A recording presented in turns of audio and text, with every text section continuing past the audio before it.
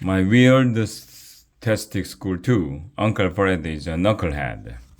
Chapter 1 Surprise Mystery Field Trip. My name is AJ, and I know what you are thinking.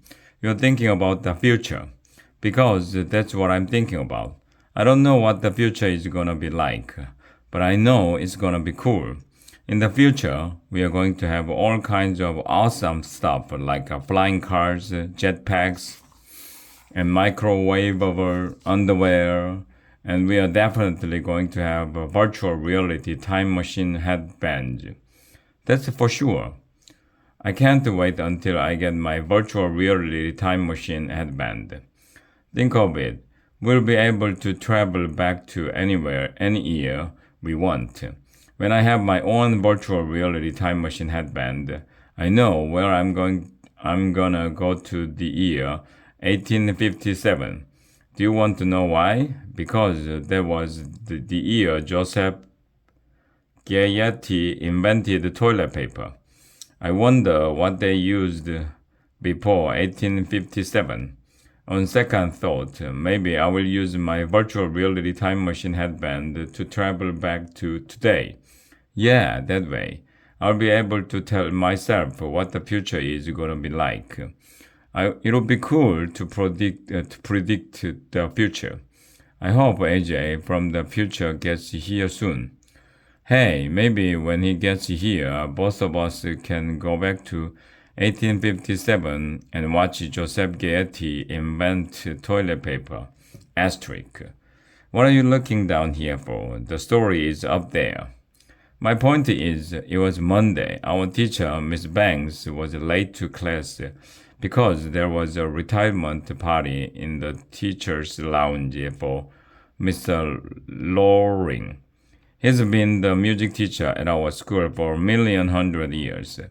I don't think music even existed when boring Mr. Loring started teaching. He probably taught Beethoven how to play the piano. I can't wait to see Miss Banks' new hairdo, said Alexia, this girl who rides a skateboard all the time. Oh yeah, said Andrea, this annoying girl with curly brown hair. She said she was going to the hair salon after school on Friday. I bet she's going to be beautiful, said Emily, Andrea's crybaby friend. I couldn't care less what Miss Banks' hair looked like. But then she walked into the classroom. Her hair was purple, bright purple. Ah, we all shouted. Do you like it? Miss Banks asked, spinning around so we could get a good look at her hair. Yes, said Alexia. Then you can have it. Miss Banks said as she pulled the purple wig off her head and tossed it up in the air.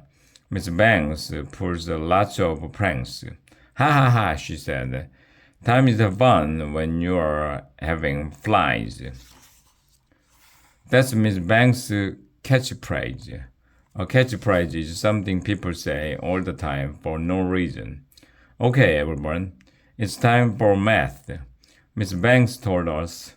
Today we are going to learn about irrational numbers. An irrational number.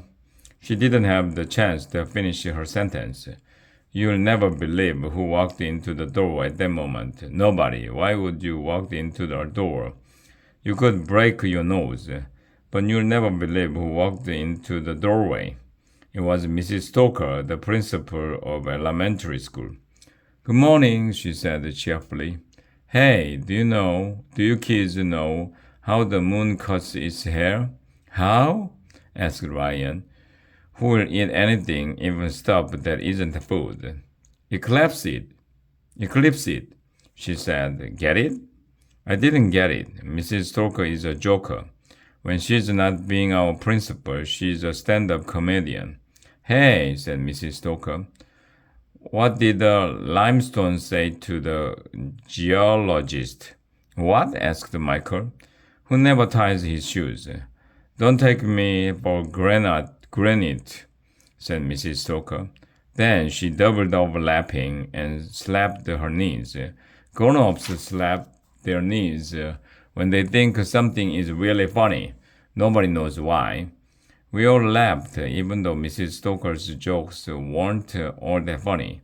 You should always laugh at the principal's jokes. That's the first rule of being a kid. Andrea started waving her hand in the air like she was trying to signal an airplane from a desert island. She got called on. Of course.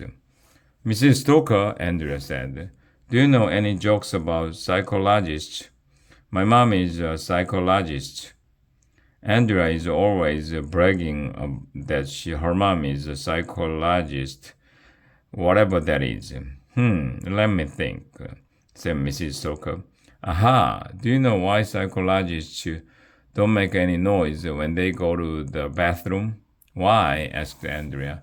Because the P is silent, said Mrs. Stoker. Get it?